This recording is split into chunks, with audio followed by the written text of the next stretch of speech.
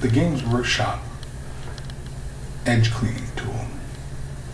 Now, a lot of people, you know, go, oh, Games Workshop, they make crap products and stuff like that. But this thing is really quite handy. For anybody who's not used it, I would highly recommend picking it up, especially for the fine cast stuff. You know, it does help, but you do have to be careful because this thing is, you know, it feels like toughened steel anyway. This thing is rigid and it's like unbendable. Well, it is bendable, but it's pretty darn tough. So anyway, I definitely would recommend picking one of these up. It's really good on resin models and such. Now I know apparently this isn't resin, but we're going to treat it like resin. And I have used this to clean plastic models as well. And so anyway, oftentimes this does work a little bit better than using the blade. Mainly because it's not quite as sharp and it doesn't have such a hard edge. And so you can kind of get around. And also it has this nice rounded end point to it, just for kind of getting into crevices and stuff. It's not quite as sharp as an X-Acto blade. It's an X-Acto blade, you know, if I was trying to get into those crevices and stuff, you know, it would end up digging a line in because it's got that such a sharp point at the end, eh? And so, whereas this tool doesn't have that. And so, it goes around. Now, I'm not doing a product endorsement or anything, well, I guess I am, but no, I enjoy this tool. I picked it up, you know, just try it out, and I was pleasantly surprised by how effective it is, actually. Really, and essentially all it is just a piece of steel, shapen, and, you know, left with a bare edge, just sharp enough to, you know, shave something, but not so sharp that it's going to really, you know, cut you if you know, put your finger, put some pressure on it, you know what I mean? Like, so you can see I'm applying some pressure myself here, but I wouldn't recommend doing it, I mean, for God's sakes. People cutting themselves just because Kris said, look, it doesn't cut me, you know, so, you know, and then it's just got this, you know, rubberized handle, so it's like they just dip it in or whatever, or it's baked on, but anyway, it doesn't come off, and, you know, essentially it's a really simple tool, but it's very effective, and I'm a big fan of simple and effective. Man, if everything in life was just fit into those two categories of simple and effective. So many things these days just like, you know, just things have become so complicated. You know, they don't need to be. Everybody just freaking right out.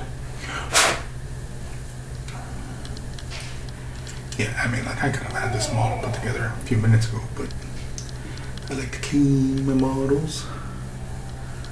You know, often a good cleaning for your models, you know, is good preparation for when you paint it.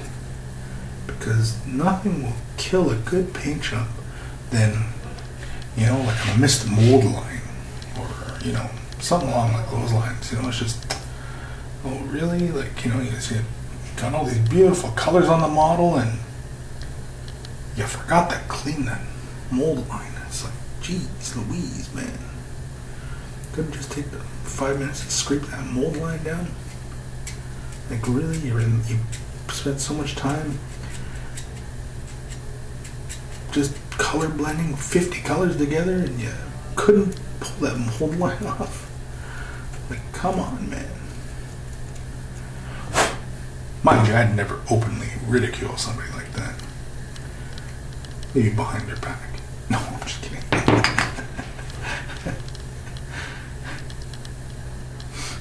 So, let's keep going here.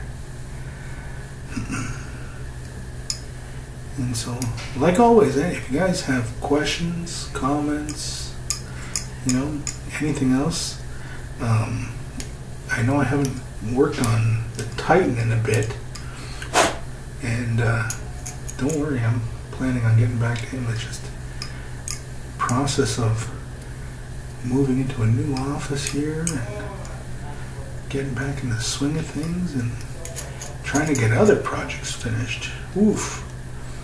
You know, it's a tough one always. Trying to make sure that the Vault has plenty of content for all you Vault members who've been listening to my droning voice for a year now. Almost a year, I should say, not a year yet. I think it's a year this month, actually. I'm gonna have to double check.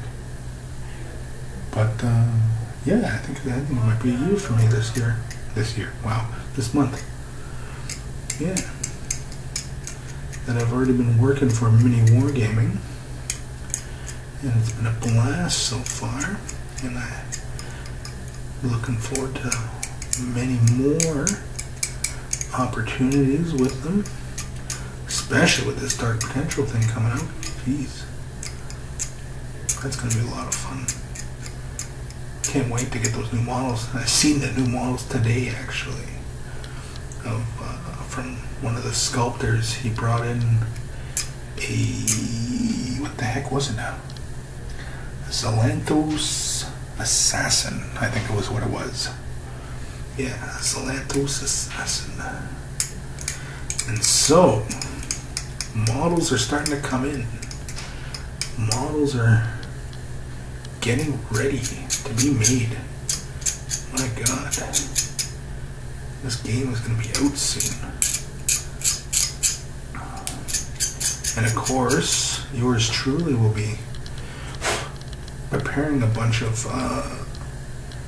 terrain tutorials on it, articles and videos. It's going to be lots of fun.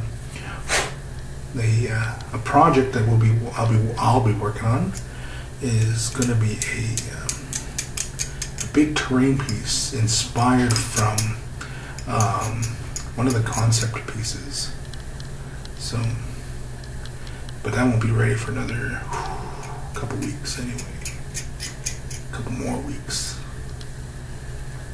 But yeah, so keep your eye open for that one. Well, you'll probably see them too once I get them ready, get the table ready, and then it'll be used in a lot of product shots and such. So that'll be that. But yeah, I got a good feeling about Dark Potential as far as, you know, being a successful game. And I haven't yet had a playtest with the rules yet. I guess I should start bugging Matt for about that, eh? Start bugging him about getting a playtest in. I think maybe once he revises the rules. But I think he's already done a video of where he's kind of explaining everything, but well, I imagine he's going to have to explain it a few times, you know, for new people and those of us around the office who are not 100% on the rules. And, well, I mean, like, he's playtesting the rules, so he's not even 100%. You know, the rules are constantly changing, and, you know, one thing fits one day, and then all of a sudden doesn't fit the next, and, you know, it's the nature of the playtesting. But that's why you do it, right?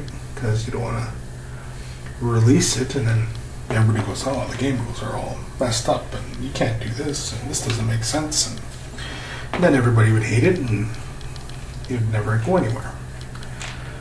Well, what should I work on next? I guess I'll work on this big steam thing for his back. It looks like a boiler unit or something. Oh, and it's even got a little door for where it looks like you throw your little logs of wood in. This piece goes right on the back, like so. Yeah. Yeah, it's a different feeling for these models. It's not fantasy. It's not sci-fi. It's just steampunk. And I noticed that term gets used a lot these days for all sorts of genres of entertainment and, you know, comic books and movie elements